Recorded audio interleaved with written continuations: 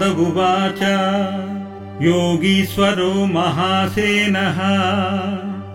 कार्तिकेयोऽग्निनन्दनः स्कन्दः कुमारः सेनानी स्वामी शङ्करनन्दनः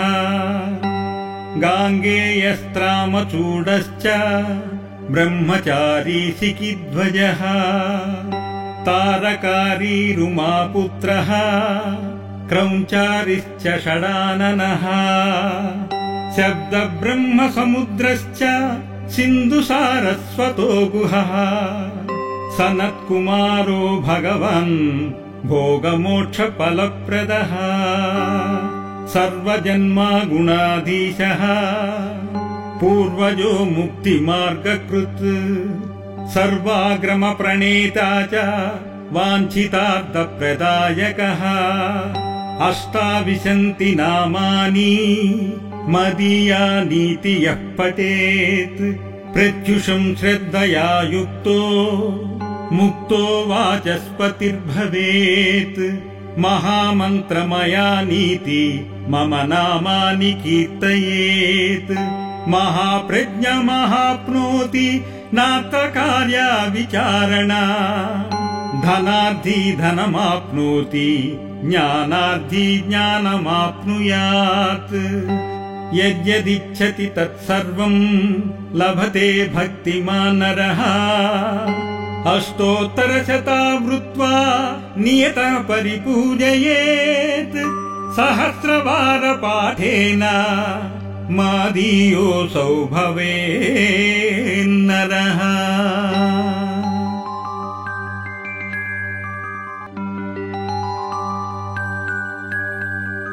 श्रीस्कन्द उवाच योगीश्वरो महासेनः कार्तिकेयोऽग्निनन्दनः स्कन्दः कुमारः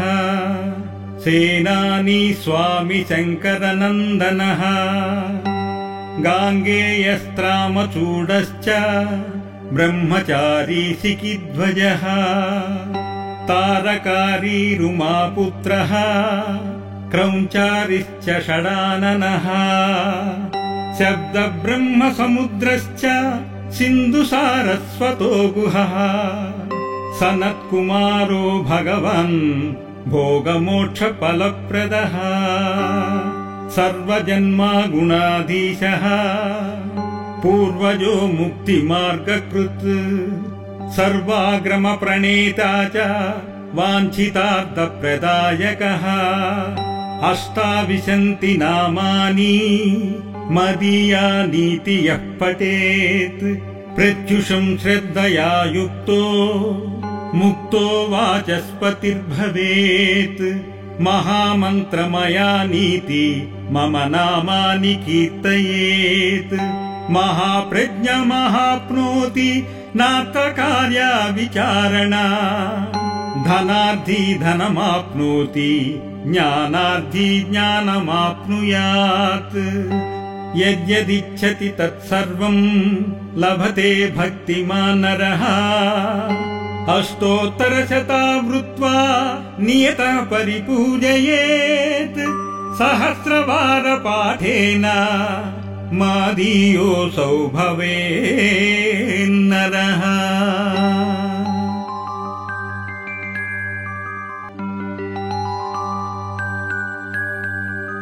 श्रीस्कन्द उवाच योगीश्वरो महासेनः कार्तिकेयोऽग्निनन्दनः स्कन्दः कुमारः सेनानी स्वामी शङ्करनन्दनः गाङ्गेयस्त्रामचूडश्च ब्रह्मचारी शिखिध्वजः तारकारी रुमापुत्रः क्रौञ्चारिश्च षडाननः शब्दब्रह्मसमुद्रश्च सिन्धुसारस्वतो गुहः सनत्कुमारो भगवान् भोगमोक्षफलप्रदः सर्वजन्मा गुणाधीशः पूर्वजो मुक्तिमार्गकृत् सर्वाग्रमप्रणेता च वाञ्छितार्थप्रदायकः अष्टाविंशति नामानि मदीयानीति यः पठेत् प्रत्युषं श्रद्धया युक्तो मुक्तो वाचस्पतिर्भवेत् महामन्त्रमयानीति मम नामानि कीर्तयेत् महाप्रज्ञमहाप्नोति नार्थकार्या विचारणा धनार्थी धनमाप्नोति ज्ञानार्थी ज्ञानमाप्नुयात्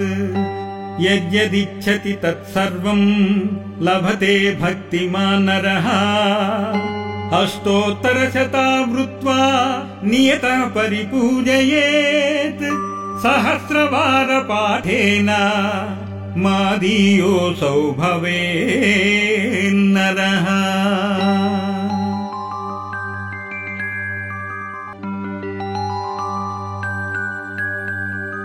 श्रीस्कन्द उवाच योगीश्वरो महासेनः कार्तिकेयोऽग्निनन्दनः स्कन्दः कुमारः सेनानी स्वामी शङ्करनन्दनः गाङ्गेयस्त्रामचूडश्च ब्रह्मचारी सिकिध्वजः तारकारी रुमापुत्रः क्रौञ्चारिश्च षडाननः शब्दब्रह्मसमुद्रश्च सिन्धुसारस्वतो गुहः सनत्कुमारो भगवान् भोगमोक्षफलप्रदः सर्वजन्मगुणाधीशः पूर्वजो मुक्तिमार्गकृत् सर्वाग्रमप्रणेता च वाञ्छितार्थप्रदायकः अष्टाविंशति नामानि मदीयानीति यः पठेत् प्रत्युषं श्रद्धया युक्तो मुक्तो वाचस्पतिर्भवेत् महामन्त्रमयानीति मम नामानि कीर्तयेत् महाप्रज्ञमहाप्नोति नार्थकार्या विचारणा धनार्थी धनमाप्नोति ज्ञानार्थी ज्ञानमाप्नुयात् यद्यदिच्छति तत्सर्वं लभते भक्तिमान् नरः अष्टोत्तरशतावृत्वा नियतः परिपूजयेत् सहस्रवारपाठेन मादीयोऽसौ भवेन्नरः।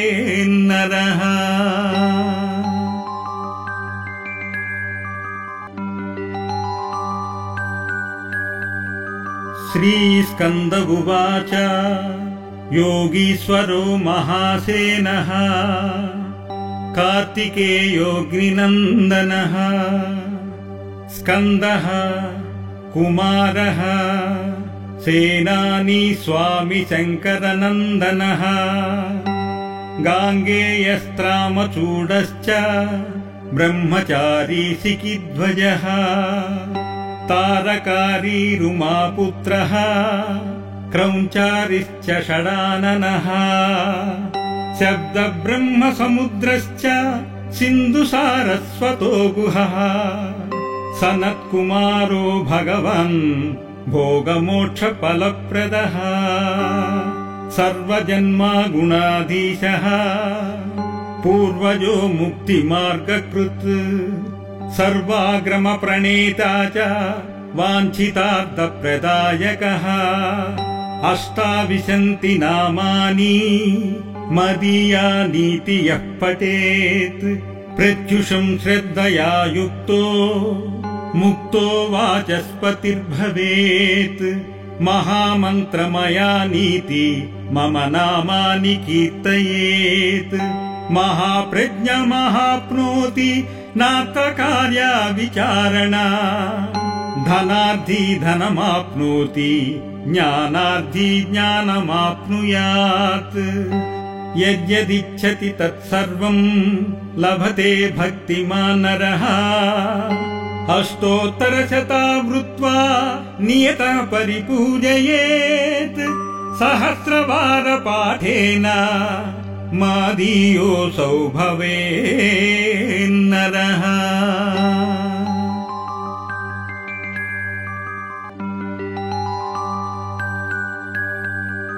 श्रीस्कन्द उवाच योगीश्वरो महासेनः कार्तिकेयोऽग्निनन्दनः स्कन्दः कुमारः सेनानी स्वामी शङ्करनन्दनः गाङ्गेयस्त्रामचूडश्च ब्रह्मचारी सिकिध्वजः तारकारी रुमापुत्रः क्रौञ्चारिश्च षडाननः शब्दब्रह्मसमुद्रश्च सिन्धुसारस्वतो गुहः सनत्कुमारो भगवान् भोगमोक्षफलप्रदः सर्वजन्मा गुणाधीशः पूर्वजो मुक्तिमार्गकृत् सर्वाग्रमप्रणेता च वाञ्छितार्थप्रदायकः अष्टाविंशति नामानि मदीयानीति यः पठेत् प्रत्युषं श्रद्धया युक्तो मुक्तो वाचस्पतिर्भवेत् महामन्त्रमया नीति मम नामानि कीर्तयेत् महाप्रज्ञमहाप्नोति नात्र कार्या विचारणा धनार्थी धनमाप्नोति ज्ञानार्थी ज्ञानमाप्नुयात् यद्यदिच्छति तत्सर्वं लभते भक्तिमान् नरः अष्टोत्तरशतावृत्वा नियतः परिपूजयेत् सहस्रवारपाठेन मादीयोऽसौ भवेन्नरः।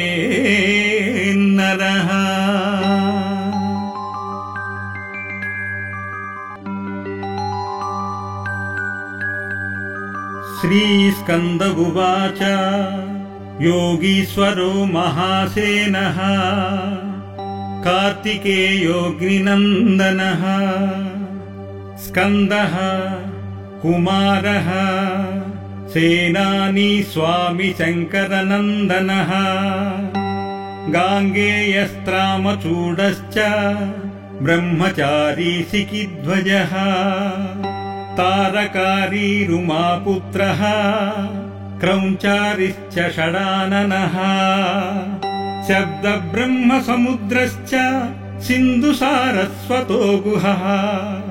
सनत्कुमारो भगवान् भोगमोक्षफलप्रदः सर्वजन्मा गुणाधीशः पूर्वजो मुक्तिमार्गकृत् सर्वाग्रमप्रणेता च वाञ्छितार्थप्रदायकः अष्टाविंशति नामानि मदीयानीति यः पठेत् प्रत्युषं श्रद्धया युक्तो मुक्तो वाचस्पतिर्भवेत् महामन्त्रमया नीति मम नामानि कीर्तयेत् महाप्रज्ञमहाप्नोति नात्र कार्या विचारणा धनार्थी धनमाप्नोति ज्ञानार्थी ज्ञानमाप्नुयात् यद्यदिच्छति तत्सर्वं लभते भक्तिमान् नरः अष्टोत्तरशतावृत्वा नियतः परिपूजयेत् सहस्रवारपाठेन मादीयोऽसौ भवेन्नरः।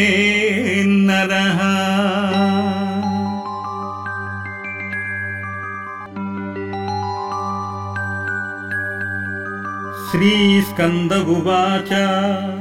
योगीश्वरो महासेनः कार्तिकेयोऽग्निनन्दनः स्कन्दः कुमारः सेनानी स्वामी शङ्करनन्दनः गाङ्गेयस्त्रामचूडश्च ब्रह्मचारी सिकिध्वजः तारकारी रुमापुत्रः क्रौञ्चारिश्च षडाननः शब्दब्रह्मसमुद्रश्च सिन्धुसारस्वतो गुहः सनत्कुमारो भगवन् भोगमोक्षफलप्रदः सर्वजन्मा गुणाधीशः पूर्वजो मुक्तिमार्गकृत् सर्वाग्रमप्रणेता च वाञ्छितार्थप्रदायकः अष्टाविंशति नामानि मदीयानीति यः पठेत् प्रत्युषं श्रद्धया युक्तो मुक्तो वाचस्पतिर्भवेत् महामन्त्रमयानीति मम नामानि कीर्तयेत् महाप्रज्ञमहाप्नोति नार्थकार्या विचारणा धनार्थी धनमाप्नोति ज्ञानार्थी ज्ञानमाप्नुयात् यद्यदिच्छति तत्सर्वं लभते भक्तिमान् नरः अष्टोत्तरशतावृत्वा नियतः परिपूजयेत् सहस्रवारपाठेन मादीयोऽसौ भवेन्नरः।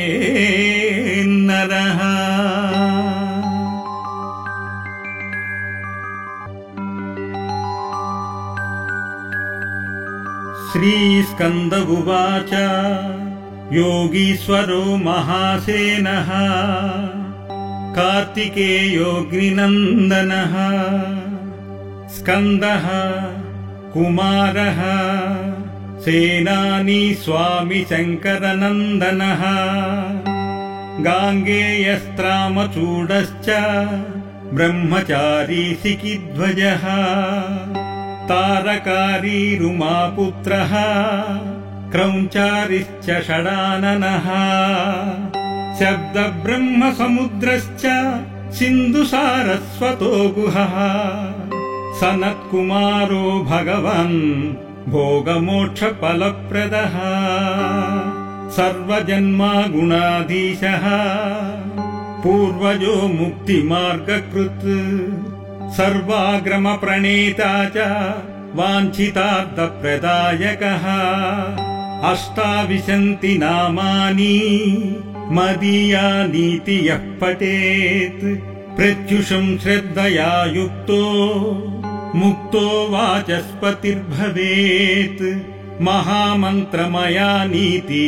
मम नामानि कीर्तयेत्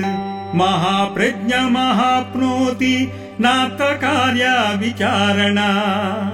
धनार्थी धनमाप्नोति ज्ञानार्थी ज्ञानमाप्नुयात् यद्यदिच्छति तत्सर्वं लभते भक्तिमान् नरः अष्टोत्तरशतावृत्वा नियतः परिपूजयेत् सहस्रवारपाठेन मादीयोऽसौ भवेन्नरः।